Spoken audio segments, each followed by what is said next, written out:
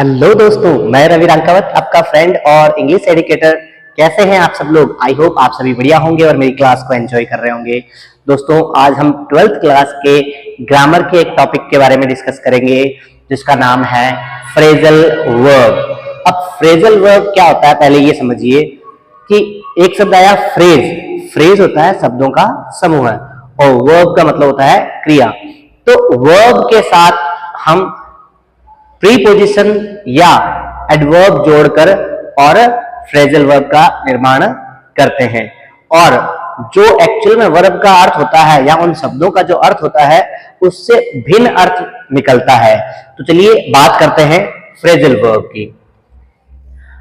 वाक्यांश या क्रिया कहा जाता है इसे, या संयुक्त क्रिया भी कहा जाता है। हम वर्ब के साथ प्रीपोजिशन या एडवर्ब जोड़ते हैं और इससे क्या होता है, शाब्दिक अर्थ से भिन्न अर्थ देती है ये वर्ब। यस, मतलब जैसे यहां पर देखो, ये कैरी, कैरी का मतलब क्या होता है, ले जाना या ढोना, माल को ले जाना या माल को ढोना या किसी चीज को ले जाना। कैरी शब्द का ये अर्थ होता है। कैरी यहां पर है क्या, वर्ब है। यस, और अब कुछ फ्रेजल वर्ब दे रखे जैसे carry off, carry on, carry out, carry over, carry away और कैरी थ्रू। ये क्या अर्थ देते हैं, एग्जाम्पल्स के साथ समझने का प्रयास करते हैं। तो आराम से ध्यान से सुनिएगा और समझने का प्रयास कीजिए दोस्तों। जैसे कैरी ऑफ, कैरी ऑफ का मतलब होता है बिना परमिशन या बलपूर्वक ले जाना, बिना अनुमति ले जाना किसी चीज को, या जबरदस्ती या बलपूर्वक ले जाना, कैरी ऑफ कहलाता है। जैसे the thieves all the jewellery, तो चोर ज्वेलरी को बिना परमिशन ही ले जाएंगे। यस, तो यहां पर हमें अर्थ निकालना है, सेंस क्या होगा सेंटेंस का। तो द थीव्स कैरीड ऑफ, क्या सेंटेंस बनेगा यहां पर, द थीव्स कैरीड ऑफ। अब यहां कैरीड ऑफ क्यों आया, ये चीज समझने का प्रयास कीजिए। कैरी ऑफ क्यों नहीं आया, है ना, या कैरी ऑफ भी आ सकता है और कैरीड ऑफ भी आ सकता है। अब चोर जो है ज्वेलरी ले जाते हैं तो कैरी ऑफ कर दो, और अगर कोई पास्ट की सेंटेंस पास्ट की कोई आइडेंटिटी दे रखी है तो कैरीड ऑफ कर दो, है ना। तो कैरी ऑफ ये टेंस के हिसाब से होता है। कैरीड ऑफ क्या हो गया, कैरी की सेकंड फॉर्म कैरीड हो गया। ऐसे ही द पुलिस, अब पुलिस भी क्या होगी, बलपूर्वक ले जाएगी चोरों को, तो द पुलिस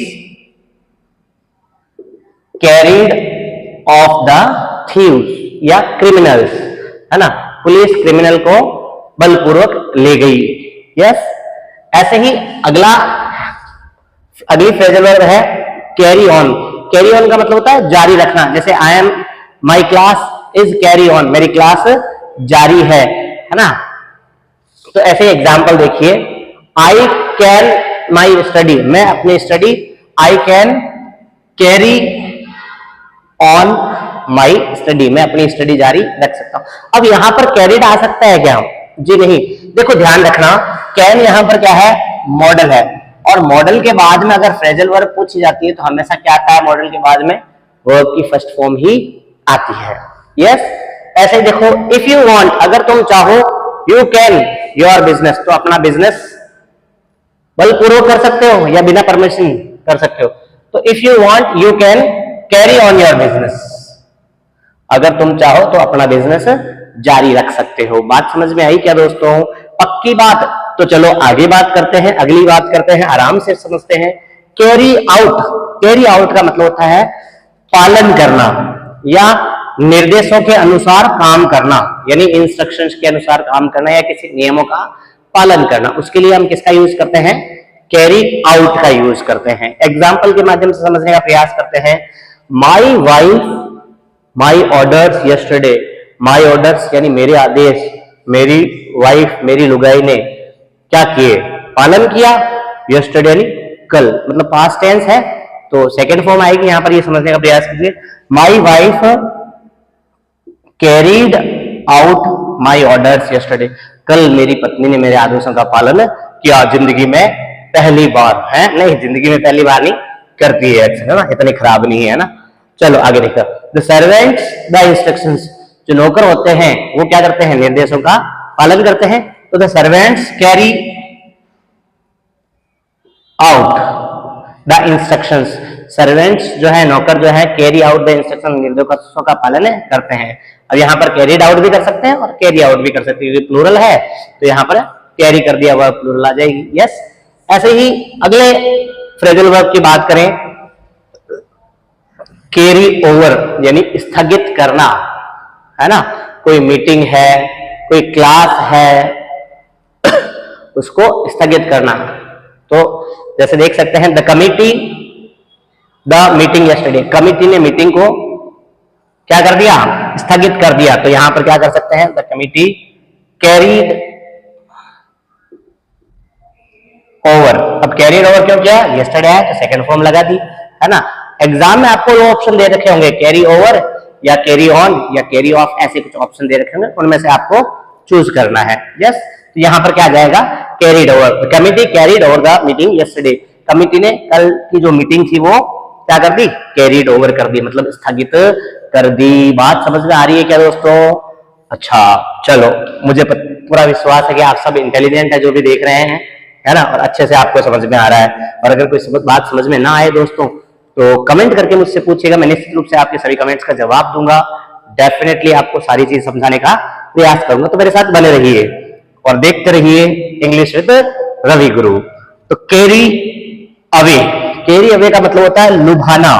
लुभाना मतलब आकर्षित करना, कोई चीज लुभा जाती ना, जैसे मैंने रसगुल्ला देखा, रसगुल्ला नहीं रसगुल्ला देखा और रसगुल्ला मुझे क्या करना, लुभाने लगा, बहुत पसंद है, इसलिए। तो लुभाना, कोई चीज आकर्षित करती है, हमें अट्रैक्ट करती है या लुभाती है, तो उसके लिए हम क्या लिखते हैं, कैरी अवे। जैसे Ravan was by the beauty of Sita, Sita की सुंदरता से रावण आकर्षित हुआ, या सीता की ब्यूटी ने रावण को लुभाया, तो Ravan was carried away, Ravan Sita की सुंदरता से लुभ गया, है ना। तो देखो वॉज के बाद थर्ड फॉर्म आती है, या कैरी क्या थर्ड फॉर्म है, मतलब टेंस के हिसाब से लगती है वर्ब, तो है ना।